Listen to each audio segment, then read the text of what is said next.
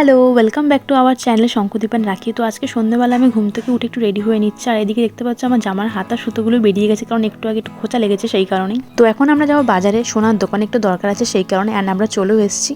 আর এখানে আমি কিছু সোনার ডেমো হার ট্রাই করছিলাম। তো দোকানে কাকুও বলছিল পরে দেখো, তো বাবা মা বলছিল হ্যাঁ পরে দেখ দেখি কেমন লাগে। তো সেই কারণে দোকানে কিছু হার ট্রাই করছিলাম। আর পেছনে হারের টার্সেলগুলো একটু ঢিলে ঢিলে হয়ে যাচ্ছিল, আমার উল্টো হচ্ছিল, আমি করতে পারছিলাম না বলে কাকু একটু অ্যাডজাস্ট করে দিল। তারপর আমি সেদিন দোকানে বেশ অনেকগুলো হারই ট্রাই করে দেখেছিলাম, অ্যান্ড মেনলি সেদিন আমি হাতের মাপটা চেক করলাম, কারণ আমার হাতের মাপ আমার এক্স্যাক্টলি জানা ছিল না, আর বাপি মামুনি আমার হাতের মাপটা জানতে চেয়েছিল, তো সেই জন্য। তো সেদিন আমি এক্স্যাক্টলি দুটো মাপ ট্রাই করেছিলাম, আমি কনফিউজ ছিলাম যে কোনটা বেটার হবে। দেন কাকু বললো তোমার হাতের জন্য এই মাপটাই বেটার হবে। তারপর সেখান থেকে আমরা এলাম ফটো স্টুডিওতে অ্যালবাম চুজ করতে। দেন আমরা এই অ্যালবামটা চুজ করলাম, ওয়াটারপ্রুফ অ্যালবাম। আর তারপর সেদিন আমাদের বাড়ি আসতে আসতে প্রায় রাত 9টা বেজে গিয়েছিল।